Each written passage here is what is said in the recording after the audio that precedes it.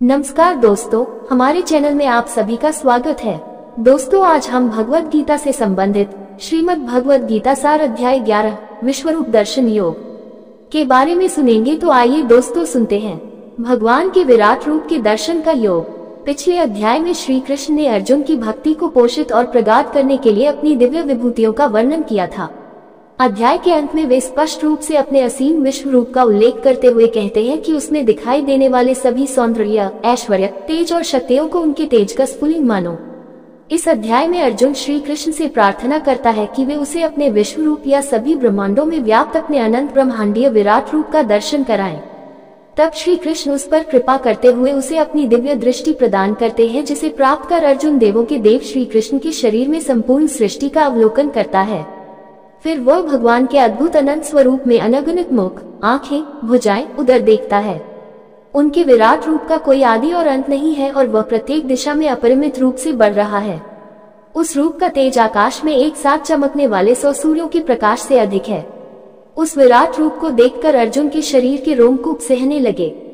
वह देखता है कि भगवान के नियम के भय से तीनों लोग भय से कांप रहे हैं। उसने देखा कि स्वर्ग के सभी देवता भगवान में प्रवेश कर उनकी शरण ग्रहण कर रहे हैं और सिद्धजन पवित्र वैदिक मंत्रों, प्रार्थनाओं और स्रोतों का पाठ कर भगवान की स्तुति कर रहे हैं। आगे अर्जुन कहता है कि वह धृतराष्ट्र के सभी पुत्रों को उनके सहयोगी राजाओं सहित उनके मुख में प्रवेश करते हुए उसी प्रकार से देख रहा है जैसे पतंगा तीव्र गति से अग्नि की ज्वाला में प्रवेश कर अपना विनाश करता है। तब अर्जुन स्वीकार करता है कि भगवान के विश्व रूप को देखकर उसका हृदय भय से कांप रहा है और उसने अपना मानसिक संतुलन खो दिया है। भयतीत अर्जुन श्री कृष्ण से उनके इस भयानक रूप की वास्तविकता जानना चाहता है, जो कि उनके उस रूप जैसा नहीं था तथा जिसे वह अब से पहले अपने गुरु और मित्र के रूप में जानता था। इसका उत्तर देते हुए श्री कृष्ण कहते हैं कि वे काल के रूप में तीनों लोकों के संहारक हैं। वे घोषणा करते हैं कि कौरव पक्ष के महायोद्धा पहले ही उनके द्वारा मारे जा चुके हैं, इसलिए अपनी विजय को सुनिश्चित मानते हुए उठो और युद्ध करो। इसकी प्रतिक्रिया में अर्जुन अदम्य साहस और अतुल्य शक्ति से संपन्न भगवान के रूप में उनकी प्रशंसा करता है और पुनः उनकी वंदना करता है। वह कहता है कि यदि दीर्घकालीन मित्रता के दौरान श्री कृष्ण को केवल मानव के रूप में देखने के कारण उपेक्षित भाव से भूलवश उससे उनके प्रति कोई अपराध हो गया हो तो वे उसे क्षमा कर दें। वह उन्हें उस पर दया कर उन्हें एक बार पुनः अपना आनंदमयी भगवान का रूप दिखाने की प्रार्थना करता है। श्री कृष्ण उसकी प्रार्थना को स्वीकार करते हुए पहले अपना चतुर्भुज नारायण रूप और तत्पश्चात अपना 2 भुजाओं वाला मनोहारी पुरुषोत्तम रूप धारण करते हैं। वे अर्जुन को बताते हैं कि अर्जुन भगवान के जिस विश्वरूप को देख चुका है उसका दर्शन करना अत्यंत कठिन है। वेदों के अध्ययन करने से उनके साकार रूप को देखा नहीं जा सकता। उनके साकार रूप को न तो वेदों के अध्ययन द्वारा और न ही तपस्या, दान या अग्निहोत्र यज्ञों द्वारा देखा जा सकता है। लेकिन अर्जुन, मैं जिस रूप में तुम्हारे समक्ष खड़ा हूँ उसे केवल विशुद्ध और अनन्य भक्ति से देखा जा सकता है और उसमें एकीकृत हुआ जा सकता है। अर्जुन ने कहा, मुझ पर करुणा कर आप द्वारा प्रकट किए गए परम गुह्य आध्यात्मिक ज्ञान को सुनकर अब मेरा मोह दूर हो गया है। मैंने आपसे सभी प्राणियों की उत्पत्ति और संहार के संबंध में विस्तार से सुना है। हे कमल नयन, मैंने आपकी अविनाशी महिमा को भी जाना है। हे परमेश्वर, तुम वास्तव में वही हो जिसका आपने मेरे समक्ष वर्णन किया है। किंतु हे परम पुरुषोत्तम, मैं आपके विराट रूप को देखने का इच्छुक हूँ। सभी अप्रकट शक्ति के स्वामी है भगवान। यदि आप ये सोचते हैं कि मैं इसे देखने में समर्थ हूँ तब मुझे अपना अविनाशी विराट स्वरूप दिखाने की कृपा करें। परमेश्वर ने कहा, हे पार्थ, अब तुम मेरे सैकड़ों और हजारों अद्भुत दिव्य रूपों को विभिन्न आकारों और बहुरंगी रूपों में देखो। हे भरतवंशी, लो अब आदिति के 12 पुत्रों, 8 वसुओं, 11 रुद्रों, 2 अश्विनी कुमारों और उसी प्रकार से 49 मरुतों और पहले कभी न प्रकट हुए अन्य आश्चर्यों को मुझ में देखो। हे अर्जुन, सभी चर और अचर सहित समस्त ब्रह्मांडों को एक साथ मेरे विश्वरूप में देखो। इसके अतिरिक्त तुम कुछ और भी देखना चाहो तो वह सब मेरे विश्वव्यापी रूप में देखो, परंतु तुम अपनी आंखों से मेरे दिव्य ब्रह्मांडीय स्वरूप को नहीं देख सकते हो, इसलिए मैं तुम्हें दिव्य दृष्टि प्रदान करता हूँ। अब मेरी दिव्य विभूतियों को देखो। संजय ने कहा, हे राजन, इस प्रकार से कहकर योग के स्वामी महायोगेश्वर श्री कृष्ण ने अर्जुन को दिव्य विश्वरूप दिखाया। अर्जुन ने भगवान के दिव्य विराट रूप में असंख्य मुख और आंखों को देखा। उनका रूप अनेक दैवीय आभूषण से अलंकृत था और कई प्रकार के दिव्य शस्त्रों को उठाए हुए था। उन्होंने उस शरीर पर अनेक मालाएं और वस्त्र धारण किए हुए थे जिस पर कई प्रकार की दिव्य मधुर सुगंधियां लगी थी। वह स्वयं को आश्चर्यमय और अनंत भगवान के रूप में प्रकट कर रहे थे, जिनका मुख सर्वव्यापक था। यदि आकाश में हजारों सूर्य एक साथ उदय होते हैं तो भी उन सब का प्रकाश भगवान के दिव्य तेजस्वी रूप की समानता नहीं कर सकता। अर्जुन ने देवों के देव के उस दिव्य शरीर में एक ही स्थान पर स्थित समस्त ब्रह्मांडों को देखा। विश्वरूप दर्शन योग तब आश्चर्य में डूबे अर्जुन के शरीर के रोंगटे खड़े हो गए और वह मस्तक को झुकाए भगवान के समक्ष हाथ जोड़कर इस प्रकार प्रार्थना करने लगा। अर्जुन ने कहा, मैंने आपके शरीर में सभी देवताओं और विभिन्न प्रकार के जीवों को देखा। मैंने वहां कमल पर आसीन ब्रह्मा और शिव तथा सभी ऋषियों और स्वर्ग के सर्पों को देखा। मैं सभी दिशाओं में अनगिनत भुजाएं, उदर, मुंह और आंखों के साथ आपके सर्वत्र फैले हुए अनंत रूप को देखता हूँ। हे ब्रह्मांड के स्वामी, आपका रूप अपने आप में अनंत है। मुझे आप में कोई आरंभ, मध्य और अंत नहीं दिखता। विश्वरूप दर्शन योग मैं मुकुट से सुशोभित चक्र और गदा से सुसज्जित शस्त्रों के साथ सर्वत्र दीप्तिमान लोक के रूप में आपके रूप को देख रहा हूँ। इस चमचमाती अग्नि में आपके तेज को देख पाना कठिन है, जो सभी दिशाओं से प्रस्फुटित होने वाले सूर्य के प्रकाश की भांति है। मैं आपको परम अविनाशी मानता हूँ।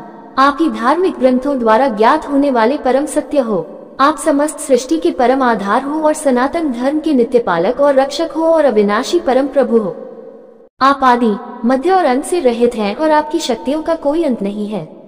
सूर्य और चंद्रमा आपके नेत्र हैं और अग्नि आपके मुख के तेज के समान है और मैं आपके तेज से समस्त ब्रह्मांड को जलते देख रहा हूँ। हे सभी जीवों के परम स्वामी, स्वर्ग और पृथ्वी के बीच के स्थान और सभी दिशाओं के बीच आप अकेले ही व्याप्त हैं। मैंने देखा है कि आपके अद्भुत और भयानक रूप को देखकर तीनों लोग भय से कांप रहे हैं। स्वर्ग के सभी देवता आप में प्रवेश होकर आपकी शरण ग्रहण कर रहे हैं और कुछ भय से हाथ जोड़कर आपकी स्तुति कर रहे हैं। महर्षि और सिद्धजन पवित्र स्रोतों का पाठ कर और अनेक प्रार्थनाओं के साथ आपकी स्तुति कर रहे हैं। रुद्र, आदित्य, वसु, साध्यगण, विश्वदेव, दोनों अश्विनी कुमार, मरुत, पितर, गंधर्व, यक्ष, असुर तथा सभी सिद्धजन आपको आश्चर्य से देख रहे हैं। हे सर्वशक्तिमान भगवान, अनेक मुख, नेत्र, भुजा, जांघें, पांव, पेट तथा भयानक दांतों सहित आपके विकराल रूप को देखकर समस्त लोग भय से त्रस्त है और उसी प्रकार से मैं भी। हे विष्णु भगवान, आकाश को स्पर्श करते हुए बहुरंगों, दीप्तिमान, मुख फैलाए और चमकती हुई असंख्य आंखों से युक्त आपके रूप को देखकर मेरा हृदय भय से कांप रहा है और मैंने अपना सारा धैर्य और मानसिक संतुलन खो दिया है। प्रलय के समय की प्रचंड अग्नि के सदृश तुम्हारे अनेक मुखों के विकराल दांतों को देखकर मैं भूल गया हूँ कि मैं कहाँ हूँ और मुझे कहाँ जाना है। हे देवेश, आप ब्रह्मांड के आश्रयदाता हैं, कृपया मुझ पर करुणा करो। मैं धृतराष्ट्र के सभी पुत्रों को उनके सहयोगी राजाओं और भीष्म, द्रोणाचार्य, कर्ण तथा हमारे पक्ष के सेना नायकों सहित आपके विकराल मुख में प्रवेश करता देख रहा हूँ।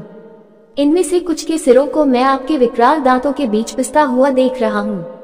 जिस प्रकार से नदियों की कई लहरें समुद्र में प्रवेश करती है, उसी प्रकार से ये सब महायोद्धा आपके धधकते मुख में प्रवेश कर रहे हैं। जिस प्रकार से पतंगा तीव्र गति से अग्नि में प्रवेश कर जलकर भस्म हो जाता है, उसी प्रकार से ये सेनाएं अपने विनाश के लिए तीव्र गति से आपके मुख में प्रवेश कर रही हैं। तुम अपनी तीक्ष्ण जिह्वा से समस्त दिशाओं के जीव समूहों को चाट रहे हो और उन्हें अपने प्रज्वलित मुखों में निगल रहे हो। हे विष्णु, आप अपने सर्वत्र फैले प्रचंड तेज की किरणों से समस्त ब्रह्मांड को भीषणता से झुलसा रहे हो। हे देवेश, कृपया मुझे बताएं कि अति उग्र रूप में आप कौन हैं। मैं आपको प्रणाम करता हूँ, कृपया मुझ पर करुणा करें। आप समस्त सृष्टियों से पूर्वादि भगवान हैं। मैं आपको जानना चाहता हूँ और मैं आपकी प्रकृति और प्रयोजन को नहीं समझ पा रहा हूँ। परम प्रभु ने कहा, मैं प्रलय का मूल कारण और महाकाल हूँ, जो जगत का संहार करने के लिए आता है। तुम्हारे युद्ध में भाग लेने के बिना भी युद्ध की व्यूह रचना में खड़े विरोधी पक्ष के योद्धा मारे जाएंगे। इसलिए उठो, युद्ध करो और यश अर्जित करो। अपने शत्रुओं पर विजय पाकर समृद्ध राज्य का भोग करो। ये सब योद्धा पहले ही मेरे द्वारा मारे जा चुके हैं। हे श्रेष्ठ धनुर्धर, तुम तो मेरे कार्य को संपन्न करने का केवल निमित्त मात्र हो। द्रोणाचार्य, भीष्म, जयद्रथ, कर्ण और अन्य महायोद्धा पहले ही मेरे द्वारा मारे जा चुके हैं। इसलिए बिना विक्षुब्ध हुए इनका वध करो, केवल युद्ध करो और तुम अपने शत्रुओं पर विजय पाओगे। संजय ने कहा, केशव के इन वचनों को सुनकर अर्जुन ने भय से कांपते हुए अपने दोनों हाथों को जोड़कर श्री कृष्ण को नमस्कार किया और अवरुद्ध स्वर में भयभीत होकर श्री कृष्ण से इस प्रकार कहा। अर्जुन ने कहा, हे ऋषिकेश, ये उचित है कि आपके नाम, श्रवण और यशगान से संसार हर्षित होता है।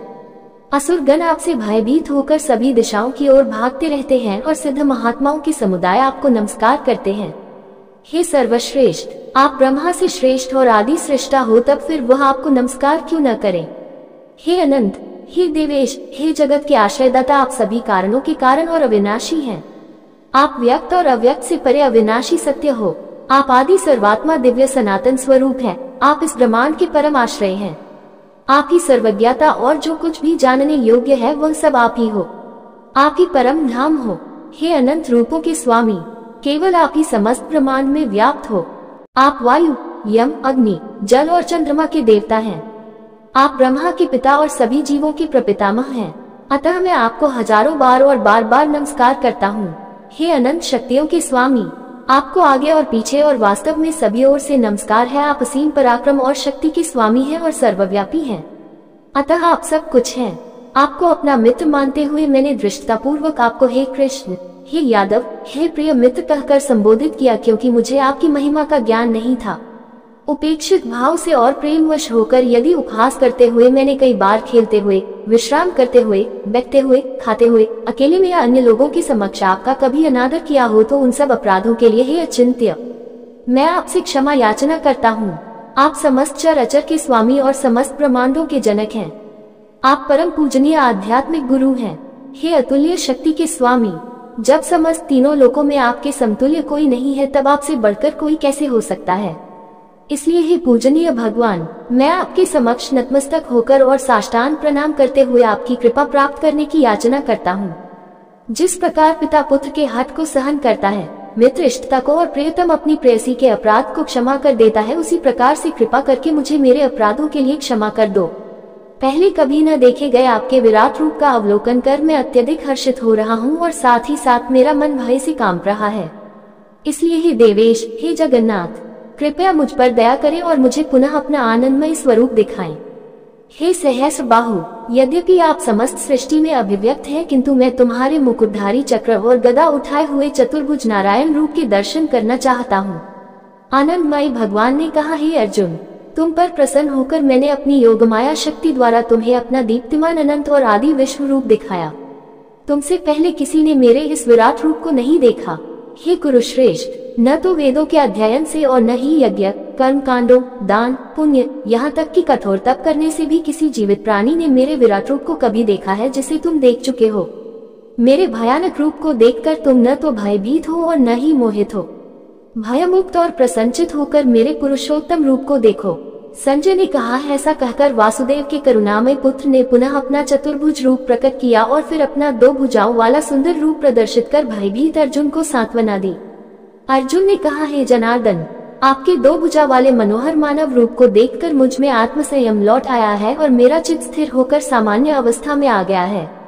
परम प्रभु ने कहा, मेरे जिस रूप का तुम अवलोकन कर रहे हो उसे देख पाना अति दुष्कर है। यहाँ तक कि स्वर्ग के देवताओं को भी इसका दर्शन करने की उत्कंठा होती है।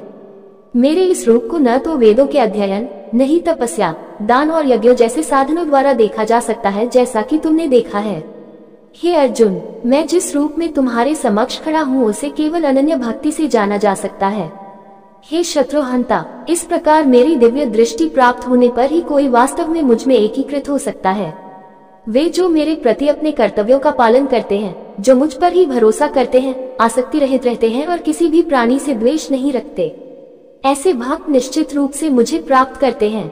उम्मीद करते हैं दोस्तों, आपको ये भगवत गीता से संबंधित श्रीमद् भगवत गीता अध्याय 11 विश्वरूप दर्शन योग, भगवान के विराट रूप के दर्शन का योग के विचार सुनने में अच्छे लगे होंगे जी। दोस्तों, आपको ये विचार सुनने में अच्छे लगे हैं तो कृपया करके चैनल को सब्सक्राइब जरूर करें। इसी के साथ विदा लेते हैं दोस्तों। कल फिर भगवत गीता का इससे अगला भाग लेकर हाजिर होंगे। तब तक सभी दोस्तों को जय श्री कृष्णा जी।